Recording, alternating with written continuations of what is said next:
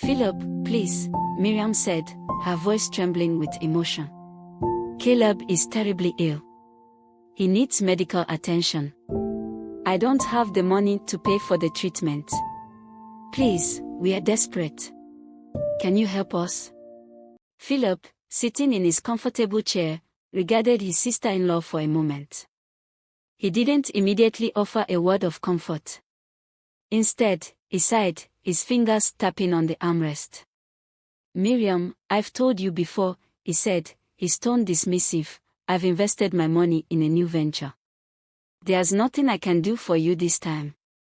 You should know better than to come to me for this." Miriam's heart sank. She had hoped that, after all the years, Philip might show some compassion. But instead, she was met with coldness and indifference. "Please," she begged, "we have nothing. Caleb is too weak to even stand. I don't know what else to do." But Philip remained firm, his voice devoid of warmth. "I can't help you, Miriam. I'm sorry." He rose from his chair and began to walk away, signaling the conversation was over. Miriam felt the walls of her world crashing down. She stood in silence for a long moment, her heart broken not only for her husband but also for the realization that her brother-in-law, despite his wealth, had no intention of offering help to his own family. With a heavy heart and her tears barely held in check, she left Philip's mansion and made her way back home. The walk back felt endless. She could hear her husband's labored breathing in her mind, and her own steps felt heavy with the weight of her failure. The despair was overwhelming. She didn't know what to do anymore. Upon returning home, Miriam did her best to comfort Caleb as best as she could, but her heart was heavy with the knowledge that help was unlikely to come. The clinic wouldn't treat Caleb without payment, and now, the one person she thought might assist them had turned his back. But even in her darkest moment, Miriam refused to give up. She thought of the local community, perhaps someone there would lend a hand. And with whatever energy she could muster, she went door to door in the slum, asking for help, hoping that the kindness of others could make up for the coldness of her brother-in-law. Meanwhile, Caleb lay in bed, too weak to speak, his fever rising. His body fought against the illness, and his mind wandered between moments of clarity and delirium. The pain was excruciating, but through the haze of his suffering, he found himself thinking about his younger brother, Philip, and wondering why someone so close, with so much wealth, had never extended a hand to him in all these years. Despite the agony, Caleb clung to the hope that somehow, some way, he would survive, if not for himself, then for Miriam and Samuel. He didn't want to leave them to face the harsh world alone. But now, more than ever, he felt the cold sting of abandonment. Caleb died because he could not meet up with his medical. His death left a permanent scar on Miriam and Samuel's lives. She buried her husband, the loss of him a constant ache in her heart. Miriam struggled to find a way forward, doing her best to support her son Samuel. The slum life, though familiar, became even harder without Caleb's presence, and Miriam felt the weight of both her grief and the responsibility of raising Samuel on her own. Over the years, Miriam did her best to keep Samuel in school, even as their resources grew scarcer. She worked odd jobs, took on more laborious tasks, and tried to provide him with what little she could. But despite her best efforts, the challenges of poverty weighed heavily on them. Samuel, seeing his mother's struggles, understood that he needed to help, and as he got older, he began to take on more work. Samuel had always shown a talent for creativity, and it became clear early on that he had a passion for fashion. He would sketch designs and dream of one day becoming a fashion designer. But the path to achieving that dream was not an easy one. Fashion schools were expensive, and Miriam couldn't afford to send him.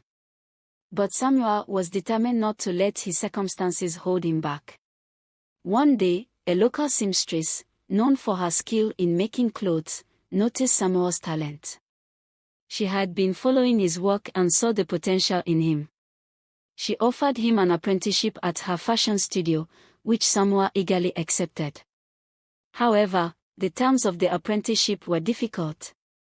Samoa had to live with the seamstress and her family, doing chores around the house, running errands, and helping out in the studio in exchange for the opportunity to learn the craft and attend the fashion school. It was a hard life. Samoa worked tirelessly, waking up early in the morning to do household tasks, and then spending long hours in the studio, learning everything he could about the art of fashion design. His days were full of work and study, but he never gave up on his dream. He kept his sketches close, practicing and refining his designs in the quiet moments when he had a spare second. Despite the hard living conditions, Samoa grew stronger, both in character and skill. He learned how to sew, cut fabric, and even gained an understanding of the business side of fashion. His creativity flourished, and his passion for design burned brighter than ever. He knew that one day, he would make it in the fashion world, no matter how difficult his journey.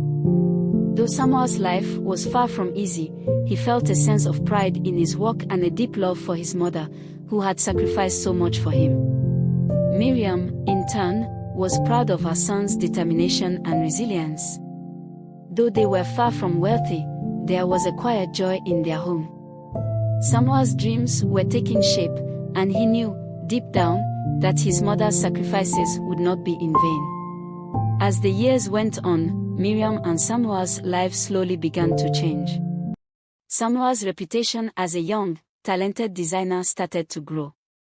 His fashion school fees, which once seemed impossible to afford, became more attainable as he gained recognition in local fashion circles.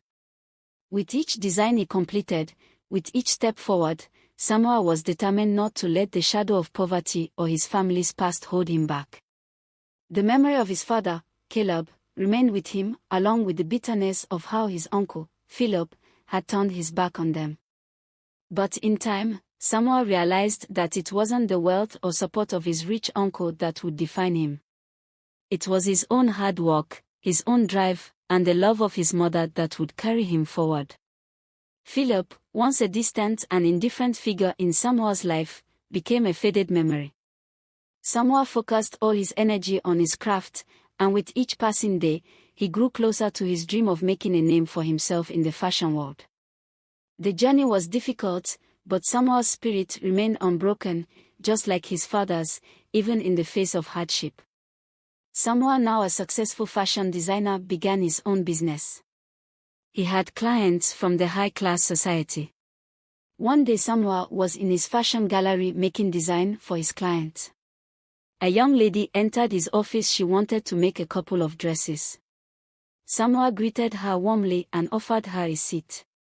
He went straight into business, showing her the different styles she could make with the materials she chose.